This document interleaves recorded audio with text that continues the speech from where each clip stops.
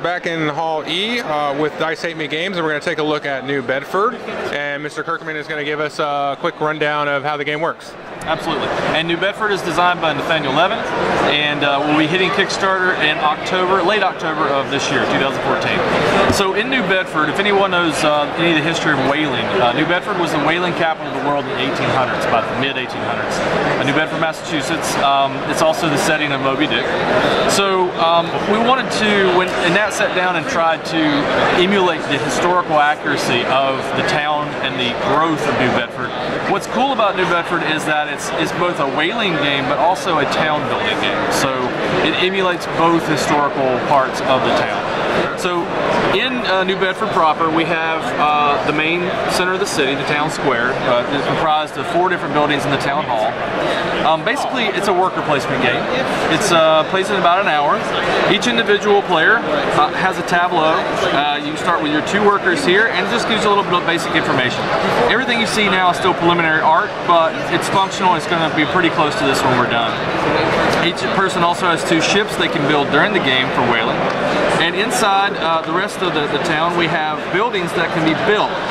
Now, one thing to think about when you take your meeple, when you're placing, you can place it anywhere in here in the town. So if I wanted to take food here, there are 3 different resources. We've got food, we've got wood, and we have brick.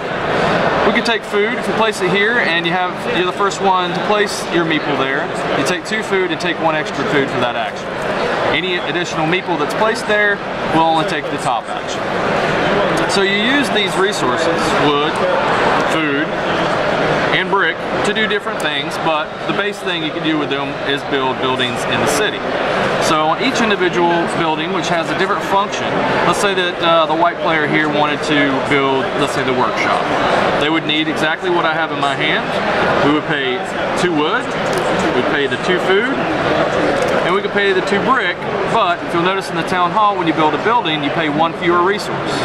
So now if you're the first one there to build it, I say I'll save that brick and only pay 1. So you'll put that back on your board.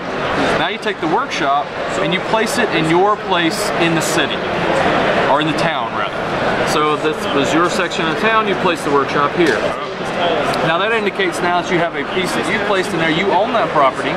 If someone was to go, they can place their meeple here, their worker, and take that action, but they have to pay you $1. So that's a way for you to start generating income in the town. You can also use your own building for free. And a lot of times players will build stuff that they actually want to access and build just so they have access in their town. But then everybody else does it, totally income for them. So that's the town building aspect of the game. The town can be built out. There's actually several times people may try to win by building out the town. And the other way to win and play is whaling. So each individual player is able to build or dock a ship for 2 wood or pay 1 wood fewer, and then when they take another action with their meeple, they can then launch the ship for a food cost shown here. When they do that, they'll pay out. This will be 1 fewer food, so let's say you paid 4 food, you'd actually go to the 5 space, and they start out here at sea, and that's when we go into whaling phases. So there's placement and town building, and then there is ship movement, which will be getting closer to shore, and then we go whaling. And whaling is kind of the heart of some of the strategies that go on in the game. So there are 3 different types of whales in the game. You can look here, we have the most common being the right whale. The least common being, the middle common being a bowhead, and this is the sperm whale. That's the giant one. That was what Moby Dick was. We also have inside the bag, we have a bag here that we pull, depending on how many people are actually out whaling, we have empty sea spaces. So sometimes you're just going to luck out. So let's say we had 2 people at sea over here, we're whaling. The person could come over here and they have first and second, or the person who's furthest out to sea would get first pick when you were to pull from the bag. So you go whaling, let's say that we pulled 3 tiles, and that's what it looked like, because you always pull one more tile than the number of whalers out at sea. And then the person furthest out to sea would have first pick. More than likely, they'd probably pick the bowhead, but I'll explain why they may want to pick a right whale that's a little cheaper in a minute. So then they would take the bowhead, place it here, place it on their ship. So it'd be here. This is indicating what's exactly on this ship. They have unlimited storage, but you always have to pay the lay on the ship, or for all the whales that are on the ship when you come in.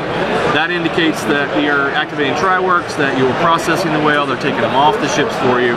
So, for instance, when you finally take your boat and you return, on your turn, you then have to pay the total amount of money that's indicated on all the whale tokens on that ship. And then at the end of the game, you pull those out, and then those are going to be victory points for you at the end of the game. So that's the majority of the game. Going back and forth, jockeying back and forth, activating special abilities, building your town out. The game is triggered. It only lasts 12 rounds. It always lasts 12 rounds. And at the end of the game, you get points for your whales. You get a point for each building you've built in your city. You can also get victory points based upon these gray buildings that give you victory points based on several different things, either flat out or this one's every 2 right whales. And then you also get points for money. So sometimes if somebody's building out the town, they may make a lot of money, and that can get them some victory points as well. Okay. So that's pretty much New Bedford. Okay. And then some of these abilities on the town, they interact at all with the whaling? Yeah, oh, absolutely. Like for instance, the lighthouse here. It allows you to move a ship one space further out the whaling track into the first position.